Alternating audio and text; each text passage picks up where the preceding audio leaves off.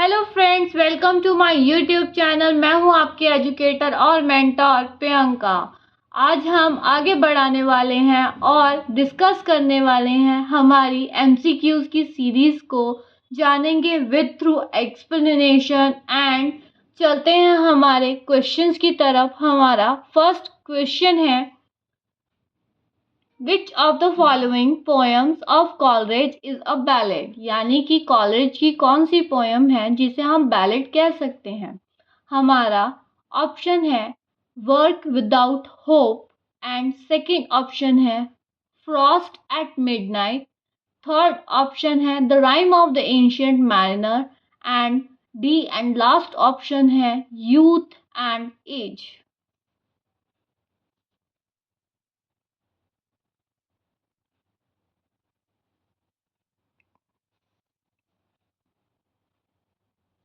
सो friends, हमारा right answer है the rime of the ancient manner. Friends, हम इससे रिलेटेड कुछ और इम्पॉर्टेंट पॉइंट्स को भी जानते हैं। Friends, rhyme of the ancient manner को 7 पार्ट्स में डिवाइड किया गया है। आई मीन टू से इसे बांटा गया है।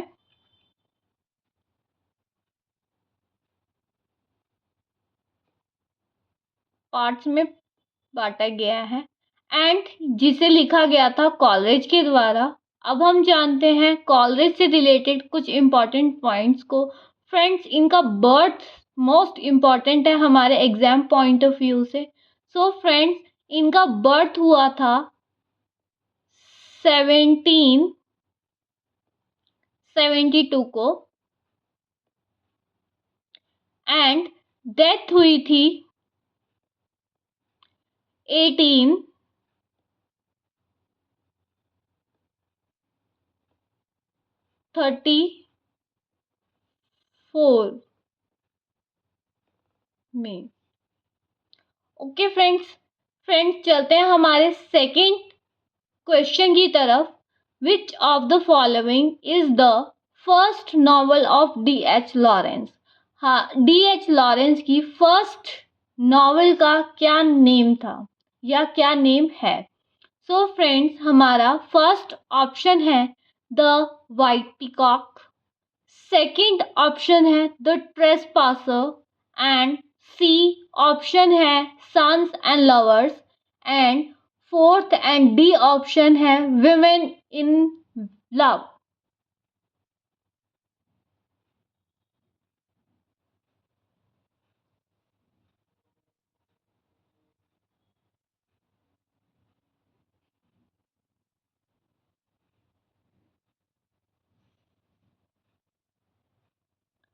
सो फ्रेंड्स, हमारा करेक्ट आंसर है the white peacock. D H Lawrence का first novel the white peacock है एंड ये पब्लिश हुआ था 1911 में। फ्रेंड्स, डी एच लॉरेंस की बर्थ डेट भी हम जान लेते हैं। फ्रेंड्स, इनकी बर्थ डेट है 1885,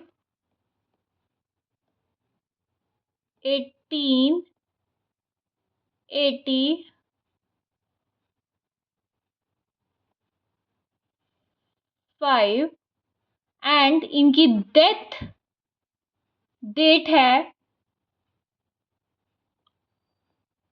1930। फ्रेंड्स, एक और पॉइंट है जो इम्पॉर्टेंट है हमारे एग्जाम पॉइंट ऑफ व्यू से। वाइट पीकॉक का इनिशियल नेम लैटिशिया था, जिसको हम लिख देते हैं LAE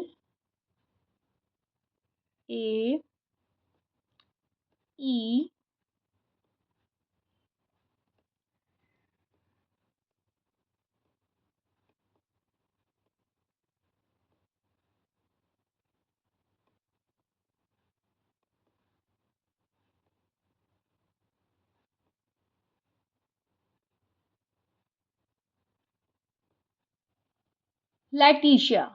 सो फ्रेंड्स, चलते हैं हमारे नेक्स्ट क्वेश्चन की तरफ। फ्रेंड्स, हमारा नेक्स्ट क्वेश्चन है कीट्स एंडमेन। कीट्स की एक पोयम है एंडमेन, वो किसको डेडिकेट की गई है? कीट्स एंडमेन इज डेडिकेटेड टू, हमारा फर्स्ट ऑप्शन है ली हंट, सेकंड ऑप्शन है मिल्टन, थर्ड ऑप्शन है Shakespeare and D and last option है थॉमस चैरिटन।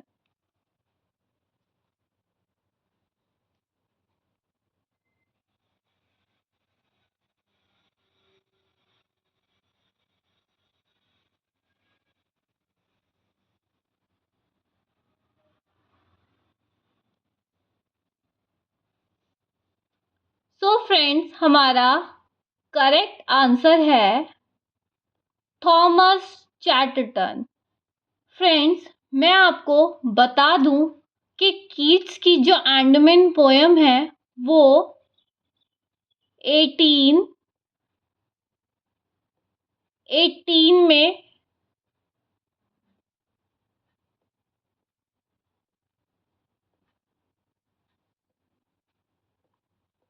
एटीन 18 में लिखी गई थी, पब्लिश हुई थी कह सकते हैं हम। एंड कीट्स का डेट ऑफ बर्थ हम जान लेते हैं। फ्रेंड्स, कीट का बर्थ हुआ था 1795 में एंड इनकी डेथ हुई थी 1821 में। फ्रेंड्स, ये हमारे एग्जाम पॉइंट ऑफ व्यू से मोस्ट इम्पॉर्टेंट है। कीट के डेट ऑफ बर्थ एंडमेन आपकी पब्लिश हुई थी 1818 में एंड ये डेडिकेट की गई थी थॉमस चैटर्टन को। फ्रेंड्स, हमारा नेक्स्ट क्वेश्चन है Tennyson's poem In Memoriam was written in memory of, यानी कि टेनिसन की जो पोयम थी द मेमोरियम वो किसको डेडिकेट की गई थी, या ये भी कह सकते हैं किसकी याद में लिखी गई थी? सो फ्रेंड्स, हमारे ऑप्शंस हैं, ए ऑप्शन है A.H. Hallam and B option है एडवर्ड किंग, सी ऑप्शन है Wellington and D and last option है P.B. शेले।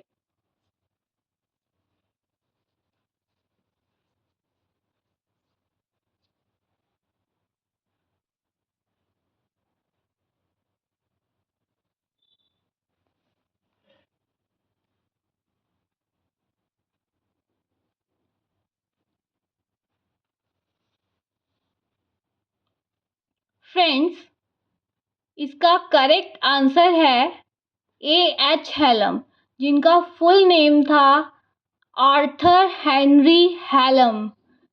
फ्रेंड्स, आपको मैं बता दूं कि ये जो मेमोरियम है ये पब्लिश हुआ था 1849 में एंड टेनिसन के द्वारा ये लिखा गया था, जिनकी डेट ऑफ बर्थ है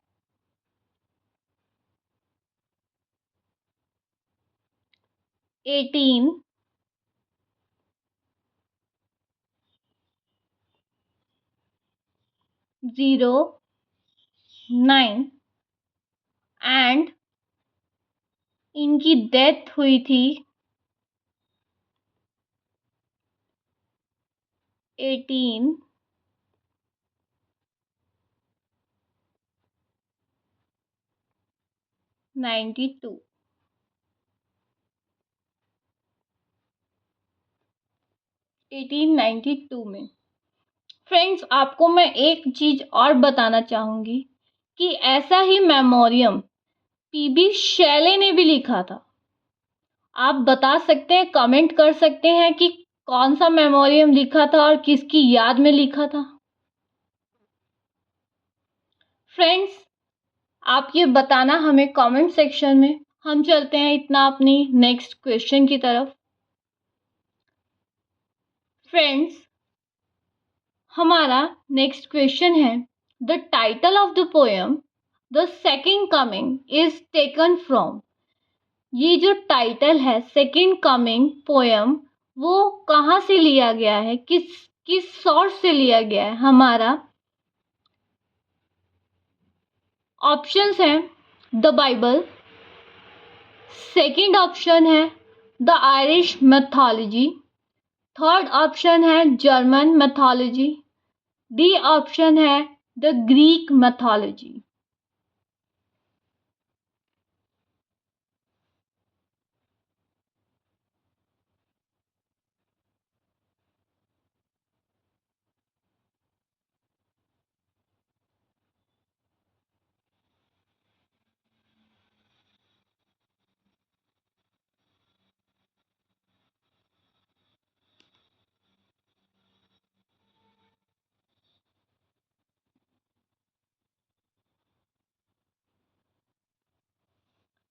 फ्रेंड्स, इसका करेक्ट आंसर है द बाइबल। फ्रेंड्स, ये the second coming W.B. Yeats के द्वारा लिखी गई पोयम है। W.B. ईट्स के द्वारा लिखी गई पोयम है।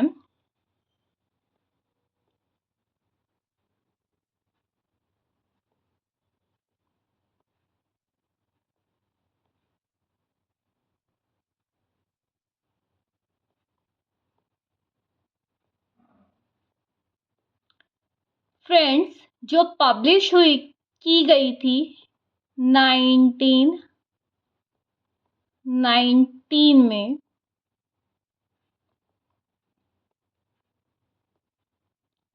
फ्रेंड्स, द सेकंड कमिंग, मैं रिपीट कर रही हूँ, the second coming W.B. Yeats के द्वारा लिखी गई पोयम है। और ये कहाँ से ली गई थी, यानी इसका जो टाइटल है कहाँ से लिया गया था? बाइबल से लिया गया था, और जो पब्लिश की गई थी 1919 में। फ्रेंड्स, हमारा नेक्स्ट क्वेश्चन है, the twins in Lord of the Flies are. जो लॉर्ड ऑफ फ्लाइज में दो ट्विंस दिखाए गए हैं, वो कौन से हैं? हमारे ऑप्शंस है Ralph and the Jack, B option है सिमन एंड एनरिक, सी ऑप्शन है Ralph and Anrich, D option है सिमोन एंड जैक।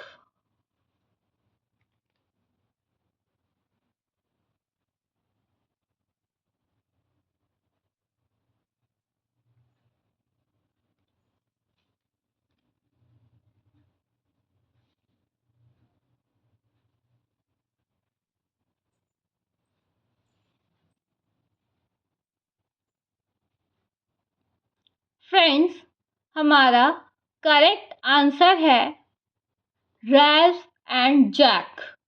फ्रेंड्स, मैं आपको कुछ एडिशनल इंफॉर्मेशन देना चाहूँगी। Friends, the Lord of flies William Golding के द्वारा, विलियम इनिशियल्स लिख रही हूँ मैं, विलियम गोल्डिंग के द्वारा लिखा गया वर्क है, जो पब्लिश हुआ था 1954 में।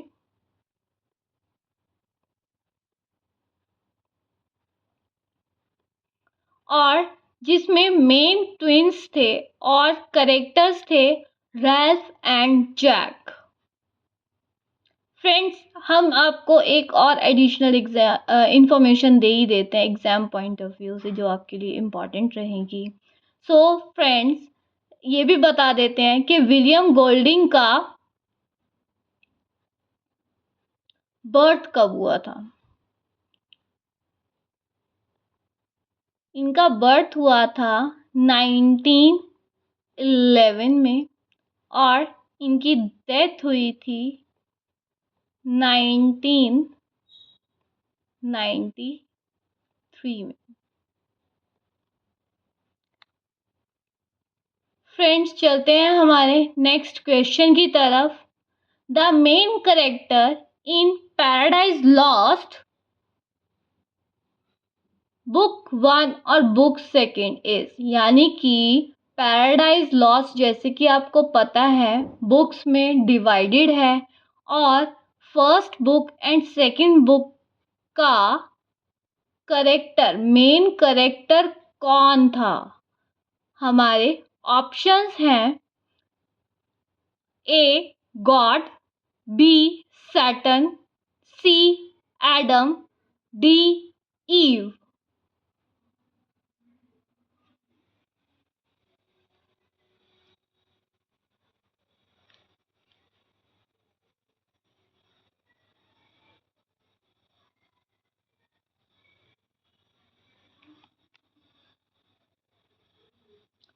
फ्रेंड्स हमारा करेक्ट आंसर है सैटर्न। हमारे पैराडाइज लॉस्ट को लिखा गया था जॉन मिल्टन के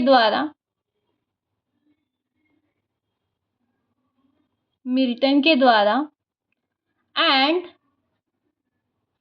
पैराडाइज लॉस्ट को पब्लिश किया गया था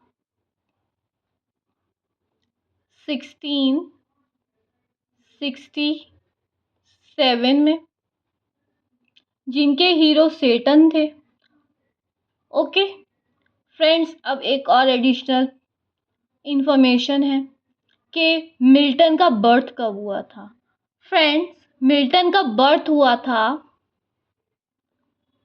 1608 में, एंड इनकी डेथ हुई थी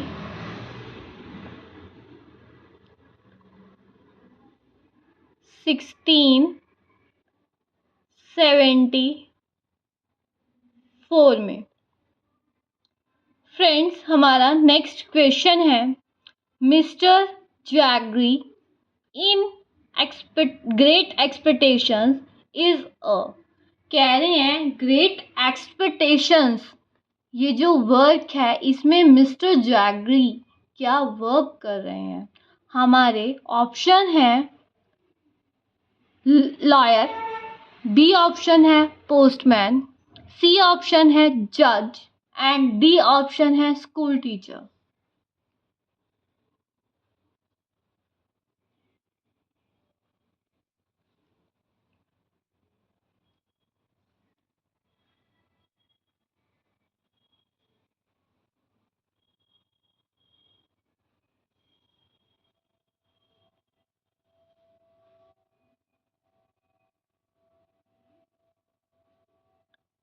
फ्रेंड्स हमारा करेक्ट आंसर है लॉयर। मिस्टर जैगरी एक लॉयर थे ग्रेट एक्सपेक्टेशन में, जो लिखा गया था चार्ल्स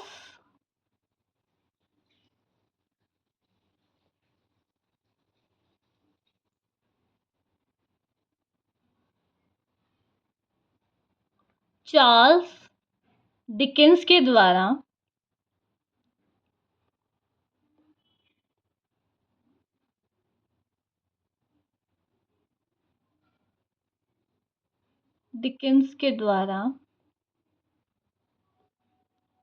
एंड इसे पब्लिश किया गया था 1861 में। एंड फ्रेंड्स चार्ल्स डिकेंस का बर्थ हुआ था 1812 में, एंड इसकी डेथ कब हुई थी इनकी, वो आप कमेंट सेक्शन में मुझे लिखकर बताएंगे। चलते हैं हमारे नेक्स्ट क्वेश्चन की तरफ। Who wrote about the idyllic in isles of Innisfree, यानी कि आइल्स ऑफ इन्सफ्री किसके द्वारा लिखी गई पोयम है? फ्रेंड्स पोयम है ये, जैसे कि मैंने आपको बोल ही दिया है। फ्रेंड्स हमारे ऑप्शंस हैं विलियम वर्ड्सवर्थ, बी ऑप्शन है एजरा पाउंड, सी ऑप्शन है W.B. Yeats, and D and last option है E.M. फॉस्टर।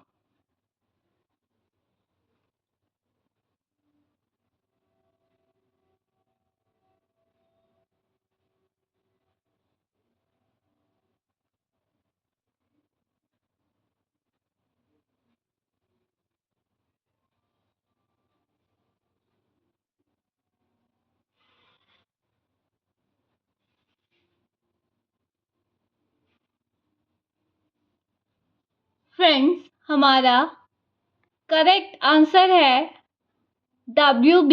ईट्स, यानी आइल्स ऑफ इन्सफ्री W.B. ईट्स के द्वारा लिखी गई पोयम है जो पब्लिश की गई थी,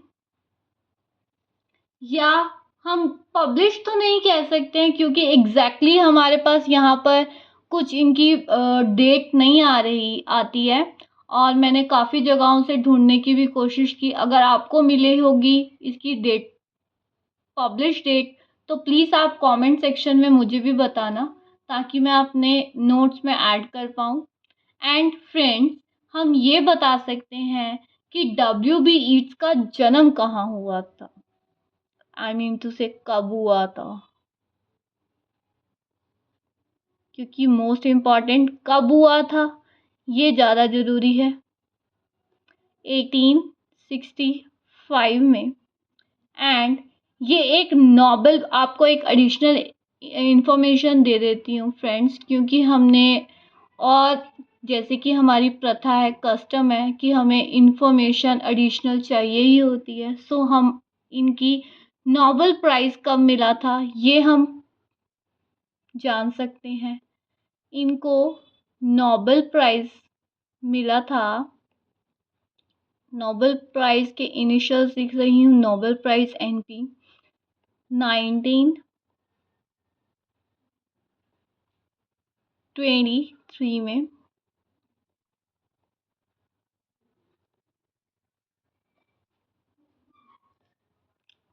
फ्रेंड्स, हमारा लास्ट क्वेश्चन है, a comparison of unlike things, यानी कि एक दो अलग अलग थिंग्स को अगर हम कंपैरिजन करते हैं without using a word of comparison, लेकिन हम उसमें कोई कंपैरिजन वाला वर्ड यूज नहीं कर रहे हैं, सर्च एज अ, लाइक और एज, जैसे कि हम हमेशा कंपैरिजन के तौर पर लाइक और एज जैसे वर्ड्स नॉर्मली जर्नली यूज करते हैं, बट हम कंपैरिजन में ये दोनों यूज नहीं कर रहे हैं, तब हम क्या कहते हैं, या इस जो सेंटेंस को, इस सिचुएशन को जब हम कंपैरिजन कर रहे हैं उसमें उस कौन सा सुटेबल वर्ड्स हम उसे कह सकते हैं कि ये होगा।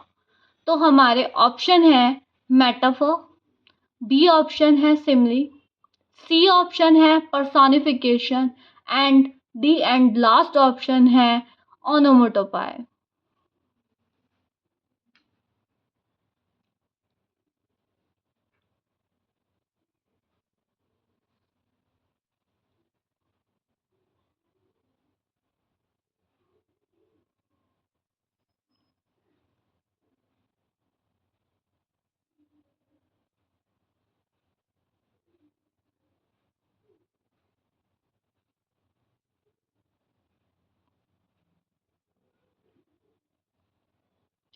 फ्रेंड्स, हमारा करेक्ट आंसर है मेटाफर।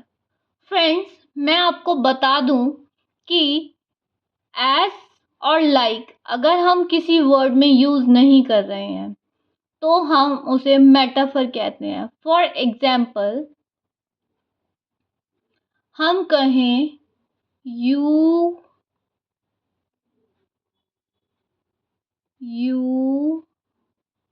आर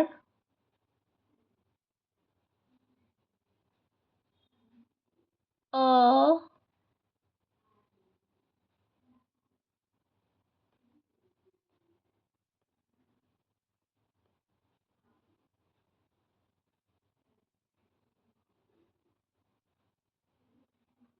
स्टार, आप एक स्टार हैं।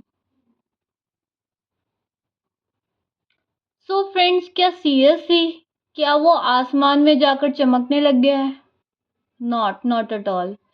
फ्रेंड्स यहाँ पर हम star as a press use कर रहे हैं। हम स्टार से कंपैरिजन कर रहे हैं एक पर्सन को, यानी स्टार की क्वालिटी पर्सन में ले जा रही है और पर्सन की क्वालिटी स्टार में जा रही है, बट ये दोनों एक जैसे नहीं है। फ्रेंड्स यहाँ ना तो हमने लाइक का यूज़ किया है और यहाँ ना तो हमने लाइक का यूज़ किया है ना ही एज का यूज़ किया है, बट फिर भी हमने उसे स्टार बता दिया है। तो फ्रेंड्स ऐसी सिचुएशन में हम इसे मेटाफर का नाम दे सकते हैं।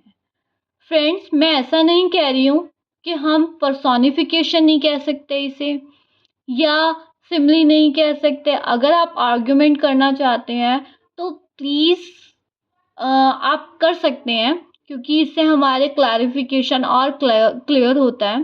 फ्रेंड्स पर्सोनिफिकेशन वो होता है कि जब हम स्टार को किसी पर्सन की क्वालिटी दे देते हैं तो उसे पर्सोनिफिकेशन कहा जाता है। आपकी क्लैरिटी के लिए बता रही हूँ। और सिमली में तो एक ही चीज़ कंफर्म होती है कि हम एज और लाइक दोनों, एज और लाइक दोनों ही यूज़ करते हैं सिमली में। तो हम इसे पहले ही बता सकते हैं आंखें बंद करके कि ये सिमली है। ओनोमोटोपॉय क्या होता है कि ये हमारे रियल साउंड्स कहलाती हैं या नेचुरल साउंड्स भी कह सकते हैं हम जिन्हें, ठीक है। और मेटाफर क्या होता है? जब हम दो चीज़ों का कंपैरिजन करते हैं without using like and as, जैसे कि मैंने आपको बताया है। फ्रेंड्स फिर भी आप इसे और क्लैरिफाई करना चाहते हो या और समझना चाहते हो तो आप कमेंट सेक्शन में कमेंट करना, और ताकि मैं आपको और अच्छे से समझाऊंगी। इसकी एक अलग से वीडियोस लेकर आऊँगी, क्योंकि एक वीडियो में ये नहीं आएगा आपका, क्योंकि डिवाइसेस बहुत ज़्यादा हैं और आपको एक्सप्लेन और विद एग्जांपल एक्सप्लेन करने के लिए मुझे वीडियोस चाहिए होंगी, मतलब एक से ज़्यादा वीडियोस बनानी पड़ेंगी और मैं बनाऊंगी भी। बट आपका अगर इंटरेस्ट दिखा या आप इंटरेस्टेड हुए तभी मैं ये वीडियोस लेकर आऊँगी। फ्रेंड्स इसके बाद थैंक यू है। अगर आपको मेरी वीडियो पसंद आई तो लाइक करें, शेयर करें। Thank you.